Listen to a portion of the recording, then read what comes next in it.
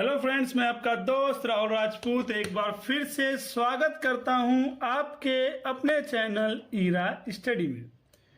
दोस्तों देखो, आज का जो हमारा टॉपिक है, जिस टॉपिक पर हम बात करने वाले हैं, हम बात करेंगे श्री गणेश का नाम लेकर शुरू करेंगे। और आज हम पढ़ने वाले हैं लॉ ऑफ एविडेंस। आप बोलोगे लॉ ऑफ एविडेंस, भाई ये तो हटा दिया गया पेपर से। हाँ भाई, हटा दिया गया law of evidence. Law of evidence की जगह क्या आया हुआ है? तो लॉ ऑफ एविडेंस की जगह पे अब आ गया है भारतीय शिक्षा अधिनियम 2023। इसका पेपर कोड K5007 है। ठीक है, इसको 7 में रखा गया और इसी में ही पेपर आएगा। तो मैंने लिखा है कि सेक्शन वाइज अगर आप देखोगे तो मैंने यहां मेंशन कर रखा है कि section wise analyse of K5000। इसका मतलब हुआ क्या? Law of evidence. बट इसका मतलब ये भी हुआ क्या? 5007 PSA। ये रहा, दोनों ही इसके मतलब बनते हैं। अब बोलोगे 16 से 17 ये पेपर तो पहली बार हो रहा है भाई, 16 से 17 कैसे आ गया? तो देखो यार, क्या हुआ, चीजें बदल रही हैं। ठीक है, कुछ सेक्शन बदलेंगे पर पूरा का पूरा एक्ट नहीं बदल रहा। इसका मतलब अगर पेपर में पूछा जाएगा, तो अगर ये पूछा कि भाई सेक्शन ए में 4 मार्क्स का क्वेश्चन आया, मैं इसको थोड़ा जूम करता हूं, 1 मिनट को।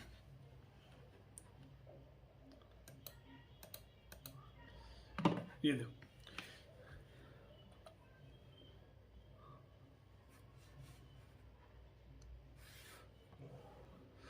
अगर पेपर में क्वेश्चन आया कि भाई रिलेवेंट फैक्ट बताओ, रिलेवेंट फैक्ट या फैक्ट इन इशू, इसके बारे में लिखो, 4 मार्क्स का आ गया, तो इसमें हम क्या पढ़ेंगे कि भाई रिलेवेंट फैक्ट क्या है, फैक्ट ऑफ इशू क्या है? ये एविडेंस के अकॉर्डिंग लिखें या BNS के BSA के अकॉर्डिंग लिखें, है ना? तो आप छोटी चीज समझो, ये क्वेश्चन कितनी बार पूछा गया? 16 में, 17 में, 18 में, 21 में, 22 में, 23 में, मतलब ऑलमोस्ट सब में पूछा गया। तो हम क्या मानते हैं, हम क्या सोचेंगे? हम सोचेंगे यार ये 100% इस बार ही पूछा जाएगा, या चांसेस हैं कि यार 100-80 पर 99% चांसेस हैं कि पूछा जा सकता है, या ना भी पूछा जाए। पर हम इसको इंपॉर्टेंट मार्क किया और हमने इसको रख लिया पेपर में। अब जब हम इसको सॉल्व करेंगे तो कैसे सॉल्व करेंगे? अब देखो, जब इसको सॉल्व करेंगे तो कैसे सॉल्व करेंगे?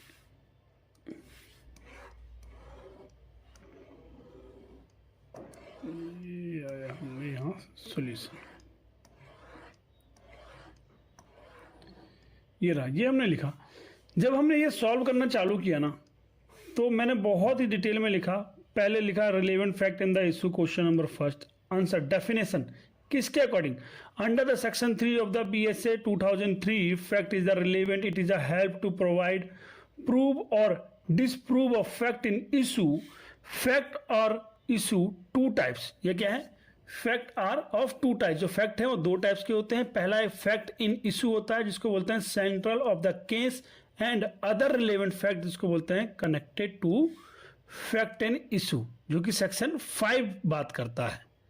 ठीक है, ये बोला।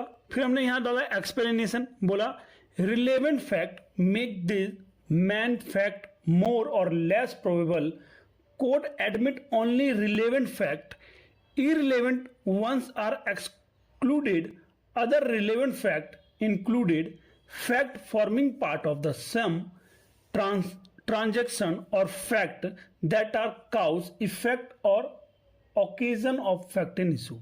ये हमने एक्सप्लेनेशन में डाल दिया। अब बच्चे को याद ही नहीं है डेफिनेशन सेक्शन 3 क्या कहता है, बच्चे को ये याद ही नहीं है सेक्शन 5 में फैक्ट इन इशू को डिफाइन किया गया है, बच्चे को यही नहीं पता कि लॉ ऑफ एविडेंस में है कि लॉ ऑफ, जब अगर तो क्वेश्चन ने स्पेसिफिक डिफाइन किया कि लॉ ऑफ एविडेंस के अकॉर्डिंग बताओ रिलेवेंट फैक्ट क्या है, या स्पेसिफिक डिफाइन किया कि लॉ ऑफ एविडेंस फैक्ट के अकॉर्डिंग बताओ फैक्ट इन इशू क्या है, तब आपको वहां का सेक्शन मेंशन करना पड़ेगा। बट सेक्शन, मैं रिपीट कर रहा हूं, सेक्शन बदले हैं। डेफिनेशन में अगर आप ये लिखो विदाउट सेक्शन, तब भी आपको 4 मार्क्स मिलेंगे, इसमें कोई प्रॉब्लम नहीं होगा। ठीक है, मतलब मेरे ये नोट्स रीड करने के बाद, मेरी ये पूरी वीडियो देखने के बाद आपके माइंड में ये होगा कि हाँ ये चीज़ है क्या, क्या होती है, आप आसानी से लिख पाओगे। अगर आप ये पूरा वीडियो कंप्लीट कर रहे हो, मेरे साथ देख रहे हो, मेरे नोट्स को रीड कर रहे हो, ठीक है, तो आपको पास होने से कोई नहीं हो सकता। मेन पर्पस क्या है, मेरी वीडियो आप देख रहे हो आज 4 दिन पहले, एग्जाम से पहले अगर देख रहे हो तो पर्पस क्या है, पास ही होना है ना, पास ही होना पर्पस है ना। और मैंने यहाँ पर करवाई है सिर्फ इंपॉर्टेंट क्वेश्चन है। एक पेपर के 2-3 वीडियो देख लो यार, हो जाओगे पास। अच्छे मार्क्स लाने, ये नोट्स परचेज कर लो मेरे, मात्र 299 का ये नोट्स आपके 100 मार्क्स का पेपर कवर करता है। अब बोलोगे ये पॉसिबल है? देखो भाई, ये सेक्शन सी के सारे क्वेश्चन कवर करते हैं, सेक्शन बी के ये 11 क्वेश्चन पूरा पेपर कवर करता है, सेक्शन ए के ये 12 क्वेश्चन पूरा का पूरा पेपर का। आप खुद देखो ना, 16, 17, 18, 20, 21, मतलब सबके चुन चुन के जो कॉमनली रिपीट हो रहे हैं उनको उठा के ला कर रख दिए मैंने। ठीक है, ये देखो सब उठा कर रख दिए, और इसमें ही मिलेंगे पेपर में तुम्हें, इससे बाहर नहीं मिलेगा। अगर कोई सेक्शन ए का क्वेश्चन टफ हुआ तो सी में से निकाल लेंगे, सी का टफ हुआ तो बी में से निकाल लेंगे, पर मिलना पेपर यहीं से, कहीं से नहीं मिलना। ठीक है, ये वीडियो मैंने बनाई इसलिए कि मैं आपको ये करा सकूं। अभी हम सिर्फ सेक्शन ए के 12 के 12 क्वेश्चन करेंगे, और ऐसे ही मेरी वीडियो सेक्शन वाइज आती रहेगी, जिससे कि आप ज़्यादा से ज़्यादा पेपर को कवर कर पाओगे। मेरी जो वीडियो बनेगी वो सेक्शन वाइज बनेगी। ये मेरी पहली वीडियो इस पेपर की। ठीक है, तो इसमें हम पहले सेक्शन ए को कवर करेंगे और हम सेक्शन ए को पढ़ेंगे आगे तक। मैं ट्राई करूँगा कि हर एक सेक्शन के 2 पार्ट बनाऊँ, जिससे कि वीडियो ज़्यादा लंबी ना हो और आप आसानी से सारे क्वेश्चन कर सको। तो मेरा इसका पहला पार्ट होगा जिसके अंदर मैं 5 क्वेश्चन कवर करूँगा, सॉरी ये 5 क्वेश्चन करूँगा और सेक्शन ए को क्लोज करूँगा। ठीक है, चलिए हम पहले पढ़ेंगे relevant fact and fact and issue. ठीक है, फिर अगला क्वेश्चन होगा हॉस्टल विटनेस और हैजरी एविडेंस और एक्सपर्ट ओपिनियन, एक्सपर्ट विटनेस, और एक होगा इम्पीचिंग क्रेडिट ऑफ विटनेस। ठीक है, चलिए अब चलते हैं नीचे, इसके सॉल्यूशन में चलते हैं। ठीक है, अच्छा एक चीज़ और बताऊं, मैंने अपने इस नोट्स में सारे क्वेश्चनों के साथ साथ एक चीज़ और मेंशन किया हुआ, ये रहा मेजर चेंजेस। ये तो मतलब समझो, कहाँ चला गया, ये तो समझो मतलब इतनी इंपॉर्टेंट चीज़ है कि इसे पढ़ के जाना। ये चेंजेस है, बुक्स भी ना लो तो ठीक है, पर इसका स्क्रीनशॉट ले लेना और ये पढ़ लेना। ठीक है, इसमें और भी बहुत सारी चीज़ें हैं, मतलब अगर इससे रिलेटेड चीज़ें आप नेट पे कहीं और सर्च करके देखना चाहते हो तो पढ़ सकते हो। ठीक है, पर पढ़ना जरूर, क्योंकि यही सारी चीज़ें हैं, यही कोई 8-10 पॉइंट जो चेंजेस हुए हैं, ये कुछ डिफरेंस ईवीएस और बीएसएम में कि क्या डिफरेंस है भाई, किस ईयर में आया। ये था 1872 का, फिर जून तक चला, उसके बाद 1 जुलाई से ये एप्लीकेबल हो गया। इसके अंदर 167 सेक्शन है, इसके अंदर 170 सेक्शन है। ठीक है, इसके अंदर लैंग्वेज इस लैंग्वेज के अंदर है, इसके अंदर ये सारा साउंड माइंड वगैरह सब है। ठीक है, डॉक्यूमेंट्स में focus on the physical documents expressly include electrical and digital records, क्योंकि आज की डेट में क्या है, 1972 के 1872 के टाइम पे इतना इलेक्ट्रिकल इतना डिजिटल मोड कोई था, अब है तो अब उनको भी रिकॉर्ड कर दिया गया। यहाँ पे एविडेंस का मतलब होता है ओरल और डॉक्यूमेंट्री, यहाँ ओरल डॉक्यूमेंट्री के साथ साथ electrical records and statement given by electronics, electronic के द्वारा भी कुछ स्टेटमेंट है उसको भी ये काउंट कर रहे हैं। अगला पॉइंट सेकेंडरी एविडेंस, ये सारे पूरे पूरे 10 पॉइंट्स, अगर आप यही पढ़ते तो आपको क्लियर हो जाएगा कि भाई दोनों में डिफरेंस क्या है। चलो, फैक्ट एंड रिलेवेंट मैं पहले पढ़ा चुका हूँ, इसका ये एग्जाम्पल है।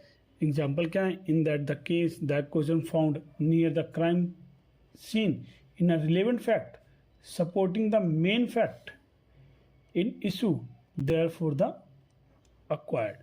इंपॉर्टेंस क्या है, understanding relevant fact help to impressing evidence fact focusing on the material facts, ये इसका इंपॉर्टेंस है। चलिए देखो, हम पेपर से पहले पढ़ रहे हैं, इतना एलोबरेट तो मैं भी नहीं करूँगा, आपको खुद को थोड़ी सी मेहनत करनी पड़ेगी।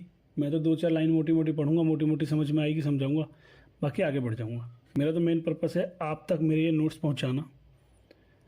आप स्क्रीनशॉट ले लो, उससे पढ़ लो, चाहिए मुझे कांटेक्ट कर लो मेरे नंबर पर, मुझे कांटेक्ट कर लो मेरे इस नंबर पर और मुझे कॉल कर लेना। ये नंबर पूरा दिख रहा होगा, आई होप आप लोगों को, है ना। आप उस मुझ पर व्हाट्सएप कर सकते हैं, व्हाट्सएप करके डीएम करें और ये नोट्स पाएँ। चलिए, कहता है definition and section.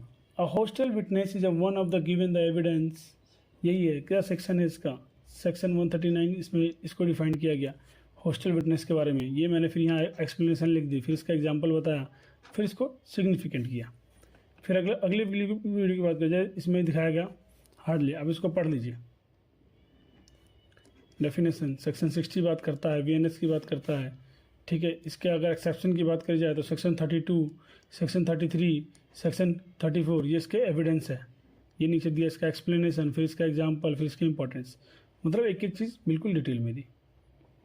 Question number 4 देखो, बोलता है एक्सपर्ट ओपिनियन, एक्सपर्ट विटनेस। देखो ये वर्ड लिमिट डाल रखा मैंने, कितने वर्ड में कराया, ठीक है, इग्नोर इट।